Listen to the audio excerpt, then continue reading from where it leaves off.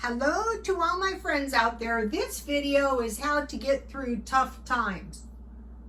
Okay, I was divorced and I had to get through all kinds of problems. I thought they were rough. Some people maybe not, but for me they were. And so this is some of the things I do and some of the things I've learned. So the first thing I would do is I would say, what was I doing before this happened? And I would go back and I would do exactly what I was doing before this happened, which was breakfast, lunch, and dinner, which brings us to stockpiling so that we can do that.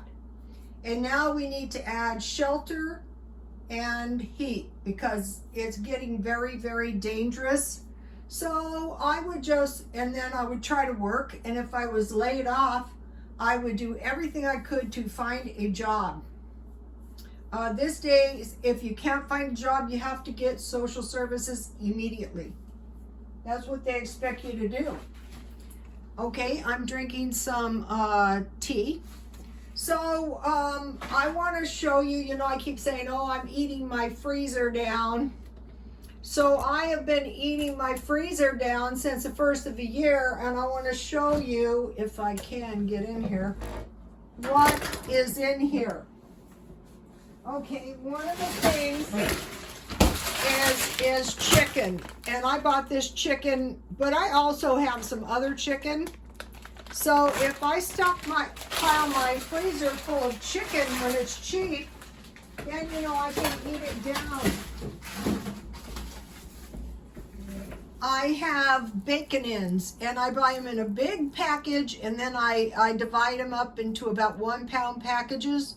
So bacon, and you guys have heard me talk about this, but I have new followers. I have some hamburger. I bought in big.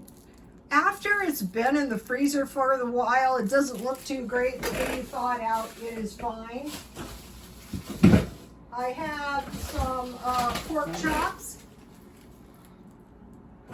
It took me a while to buy these. See how cheap they were? It took me a while to find them, but I bought quite a bit when I did find them. I keep everything I can in the freezer. I have some instant potatoes.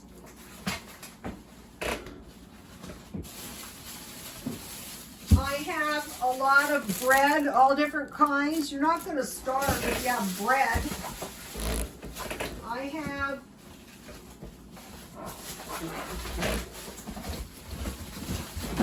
I'm probably going to be able to go 2 more months. And so that saves me. I have cheese. That saves me from having to spend money. And that is why I bought the paper towels and stuff, because if inflation strikes and money starts getting very tight, what happens is you start running out of toilet paper when you need food. I have various packages of powdered milk. Now the thing about that is you only need 1/4 cup.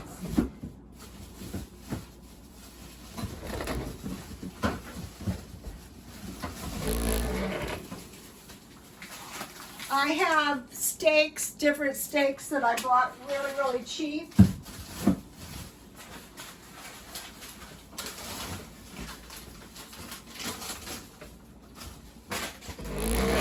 I have lard because I don't want to be running out of oil at the worst possible time, which is any time.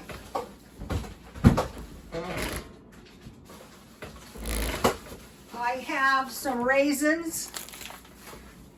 That way I don't run out of fruit. I have some Parmesan cheese. I buy them at Dollar Tree. I have some breadcrumbs so my breadcrumbs don't go stale. I have some butter. I keep it in the freezer, and I have brown sugar, and I also have powdered sugar in here so that nothing happens to my sugar. I have lunch meat, and I will be buying budding lunch meat a lot. What I like to do is At one point, I bought a lot of these sandwiches, and I still have one left. Sometimes towards the 15th of the month, I'll buy those sandwiches and big bags of frozen fries and sweet potatoes. I haven't been doing that too much.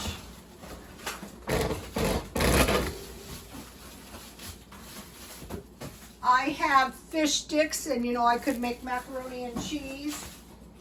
I have various hot dogs.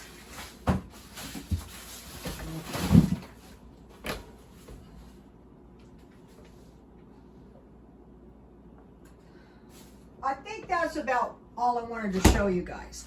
Okay, so you see how, because my freezer has, and none of that food is expensive, and I bought it all when it was on sale. So now, if I go through this month and next month, I've gone through 4 months without buying any meat, so to speak. So now I want to talk to you about something. Okay, this is like a Christian perspective, but this would get me through a lot of hard times. Okay, I heard it said recently, and I thought this described it: the enemy only has one plan. Also, this could be a way that the humans could defeat the AI if need be.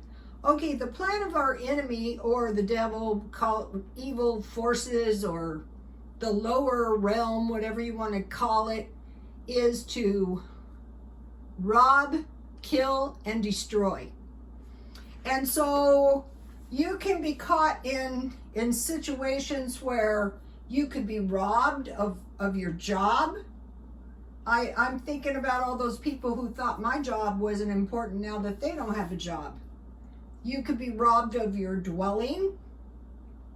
You know, your manager could decide that someone else needs your dwelling.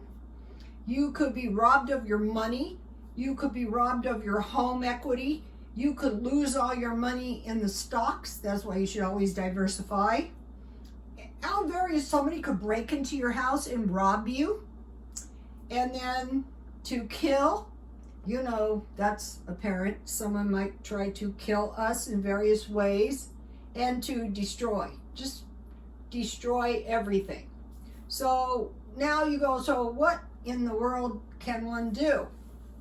Well, in the Christian perspective, we have the sword of faith.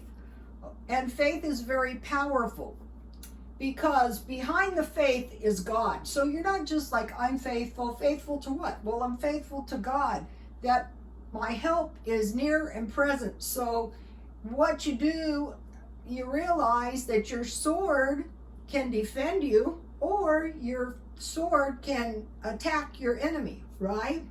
Depending on the situation. So you have the sword of faith.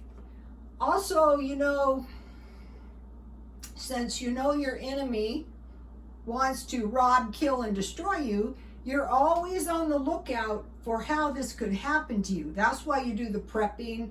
Like, if there was no food, I would have food in my house. If there was no water, because you have to have these things to survive. Okay, and so now you get into some kind of situation where, as a person, you're pretty much having to depend on God for your very life. My sister-in-law told a story, and it was when she had a stroke, she said to my ex-husband, what am I going to do? And he said, well, you have to put one boot in front of the other. You just have to put one foot in front of the other, and somehow you can get through it somehow. So the sword of faith, there's another issue about the sword of faith. For some reason, and they say even the angels are very, very fascinated to see the faith that humans can display to God, right? This is very fascinating even to them. After all, 1/3 of the angels fell away, fallen angels. So for some reason, heaven finds it very, very fascinating that us humans can display this faith. First of all, though, your faith is really maybe the personification of the Holy Spirit. So actually, it's not really your faith. It's the Holy Spirit acting within you, which gives you an idea of the shield of faith. It can be like a shield, it can be like a sword, but the point is that you exercise this faith in the face of no evidence that help is coming. And then after a while, when your faith starts to grow, it is automatic. There are stories like Winston Churchill. People would fall in battle on each side of him, and so he knew God was with him. So maybe something tells you, I better evacuate. Something bad is coming. So we want to be sensitive to this at this time. Like in Texas, that was very, very dangerous. So the rest of us take heed and we say, wow, oh my gosh, no water, can't get out and drive to the store. So for survival, you need food, water, gas, cash, and a weapon. And so then, let's say, that it is just really bad and you have to stand in the faith. You just say, okay, I don't see how this can work out at all. Maybe I'm just going to get out of this with my life. And then you're just grateful to God, because the most important thing is your life. But another thing is, when you're faithful, it is much harder for the devil to torture you, because you're standing in the faith to God. You're looking to God. And it's your enemy, right? So that is what I would do many, many times.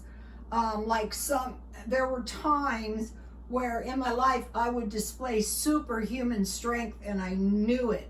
Also, I would be warned at times, be careful, don't trust these people, this is not a good situation. And so now, we're going to get these stimulus checks, and chances are we're going to experience inflation. That means everything is going to cost more. And the dollar is probably going to tighten up, and it's going to be harder to borrow money. I mean, that's just the way this stuff goes. Hopefully not, but I would say that we can expect. So what we want to do now is we want to maybe eat down our food and save our money for a while. Or if you don't have that much food, or you don't have any provisions, just start buying one or two, and it adds up. Say to yourself, okay, how can I earn a little extra money? What can I do? And pray. And what happens is, like when God speaks to you, a thought will pop into your mind. Well, maybe I could do this or that. Or maybe I could ask this person to lend me some money, or to let me live in the garage or something. So the shield of faith is your most valuable thing you can possibly have. Especially, like never can I remember a president saying dark days are ahead of us. Okay, if we look to that, we might be fearful. But if we look to the faith that I'm going to get through this somehow, I'm going to do everything I can now while I can. And if I need to, I will evacuate this area and save my life. I'm going to try to get through this next, I would say, 10 years with my money, if I possibly can, and my health. Okay, you guys, please like, comment, and subscribe. And also, it is very difficult for the devil to attack a faithful person, because they say, okay, I know it's you. And pray, God help me. That's what I would do. I mean, there were nights, and the whole prayer was all night long, God help me, God help me, God help me. That's a good enough prayer right there. That's a good prayer. Okay, you guys, please like, comment, and subscribe, and God bless you all.